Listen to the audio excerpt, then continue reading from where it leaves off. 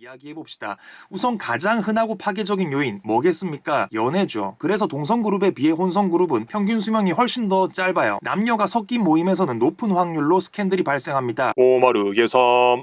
그걸 뭐라고 부르면 좋을까요? 모임, 그룹, 패밀리, 패거리, 이름이야 어찌 부르건 다들 그런 친구들이 있었을 겁니다. 참 좋았는데 같이 모여만 있어도 웃음이 끊이지 않았었는데 말이죠. 그 시절 그 친구들 어쩌다 이렇게 흐지부지 되어 이제는 서먹하거나 소식도 잘 모르게 되었을까요? 오래도록 함께하는 모임도 있지만 많은 모임이 처음에 결속력을 잃고 이리저리 흩어집니다. 오늘은 그런 그룹들이 깨지는 이유에 대한 저의 생각을 이야기해보겠습니다. 오마르게섬. 우선 모임의 종류부터 이야기할게요. 모임이 오래가는 것에는 우정과 좋은 궁합뿐인 것보다는 멤버들을 묶어줄 외부 요인이 있을 때 확실히 유리하다는 생각이 듭니다. 그런 이유로 가장 무탈하게 오래가는 모임은 동창 모임인 것 같아요. 이들은 반배정이나 과 선택을 통해 만나게 됩니다. 우연적으로 만나게 되지만 그 안에서 비슷한 성향들이 모여 소모임을 형성하게 되고 이들은 단기간 동안 매우 자주 오랜 시간 함께하게 되어 밀도 있는 관계로 성장하게 됩니다. 특히 대학교에 비해 초중고는 좁은 교실, 통일된 수업 시간으로 인해 훨씬 더 가까이 지내게 되죠. 게다가 성격이 형성되는 성장기, 청소년기를 함께하는 것이므로 동질감이 더 높아집니다. 이후 성인이 되면 지금 어른의 삶과는 확실히 분리된 돌아갈 수 없는 학창시절의 향수를 공유한다는 점도 있어서 이들은 서로 더 끈끈해지죠. 동창들은 금전 문제, 심각한 다툼, 생활 수준의 격차로 인한 거리감 등의 문제를 제외하면 보통은 오래 잘 지냅니다. 가장 결속력이 탄탄한 그룹인 것 같아요. 그리고 군대가 있을 텐데 이는 학교보다 훨씬 더 밀도 있게 삶을 공유하지만 너무 고된 시간을 보낸다는 점, 계급이 명확히 존재한다는 점에서 불안 요소가 많습니다. 계급차 없는 동기 모임이면 좀 더 나을 수는 있겠네요. 우선 고된 상황에서 서로 팍팍하게 굴기가 쉽죠. 그 와중에 정이 들어 밖에서 만나도 사회에선 전혀 딴 사람인 경우가 많습니다. 사회에서의 역할, 상황 등에 따라 가지고 있던 동질감이 약해질 수 있어요. 삶에서 가장 특수한 경험을 공유한다는 강점이 있지만 사실 군생활 이야기를 반복하는 것 외에 새롭게 나눌 주제가 생기는 것은 쉽지 않습니다. 지역이 멀어서 모이기 어려운 점도 있죠. 이래저래 해서 학교 동창들보다 해체 요인이 많습니다. 단 우연히 아무도 군대에서의 원한 관계가 없고 정말 잘 맞는 사람들만 모인다면 그땐 전우회라는 강력한 유대를 바탕으로 매우 끈끈한 모임이 되는 경우가 소수 있습니다. 그리고 직장 모임이 있습니다. 사적으로 정을 붙이기는 좀 힘든 환경이죠. 공동의 목표를 가지고 함께 고생한다는 점은 군대와 같지만 이들은 개인의 삶이 따로 존재하는 자유인들입니다. 그래서 일과 일상을 분리하고 싶은 욕망이 강하죠. 직장 밖에서 직장 이야기를 푸는 것은 분명 스트레스 해소에 도움이 되고 내 심정 제일 잘 알아주는 것도 같이 일하는 사람들인 게 사실이지만 그렇다고 막역한 친구가 되기는 또 곤란한 점이 많습니다. 요즘은 직장 동료들끼리는 SNS 팔로우도 안 하는 게 매너라고 하더라고요. 둘, 셋 정도 모여 직장 불만을 토로하는 정도가 보통인 것 같습니다. 직장 모임이 우정만 있는 찐 친구 그룹보다 오래 가기 유리한 이유는 우정의 외부 요인이 더해졌기 때문이 아니라 애초에 큰 기대가 없는 관계여서인 것 같아요. 관계라는 게 욕심을 내다가 문제가 생기는 경우가 굉장히 많죠. 그리고 틀어지면 당장 직장에서 내가 힘들기 때문에 적절한 거리를 둬서 미지근하게 오래 가는 것 아닌가 싶습니다. 아이러니하게도 가장 깨지기 쉬운 그룹이 오직 친구로만 존재하는 그룹입니다. 공동의 목표나 통일성 없이 단지 친구 관계로만 맺어진 관계. 뭐 동네 친구의 친구를 소개받고 같이 술 먹다 친해지고 그 친구의 여자친구도 합류하고 여자친구가 다른 여자애를 데려오고 뭐 이러면서 덩어리가 커지는 게 보통입니다. 이들이 왜 가장 잘 깨지느냐? 앞서 말한 모임들과 비교해서 설명하면 좋을 것 같아요. 이들은 서로에게 너무 인간적이기 때문입니다. 단지 호감과 흥미로만 어울리기 시작했기 때문에 잘 지내야 한다는 욕심이 있으면서도 유일한 동력인 흥미와 호감이 떨어지면 금방 멀어지게 되죠. 그리고 애초에 유대가 약하다는 인지로 인해 결속을 높이려는 인위적인 노력을 하게 되는데 이게 오히려 문제를 만드는 경우가 많습니다. 다양한 이유들이 존재하지만 결국 모임이 너무 자연 발생적 관계이기 때문에 일어나는 문제들이 대부분입니다. 오마르게섬. 모임들의 특성은 설명했고 이제 그들이 깨지는 이유를 이야기해봅시다. 우선 가장 흔하고 파괴적인 요인 뭐겠습니까? 연애죠. 그래서 동성그룹에 비해 혼성그룹은 평균 수명이 훨씬 더 짧아요. 남녀가 섞인 모임에서는 높은 확률로 스캔들이 발생합니다. 10대, 20대에서는 무지막지하게 높은 확률이죠. 뭐 커플이 생길 수도 있죠. 근데 뭐가 문제냐? 사귀는 동안 티를 팍팍 내며 내부에 위화감을 조성하는 것도 있지만 이 커플이 헤어지면 그 모임이 바로 피해를 받습니다. 한 명 부를 땐 다른 한 명 못 부르고 혹시 같이 나와도 두 사람 눈치 봐야 하고 남자애들은 남자 말 들어주고 여자애들은 여자 말 들어주다 보면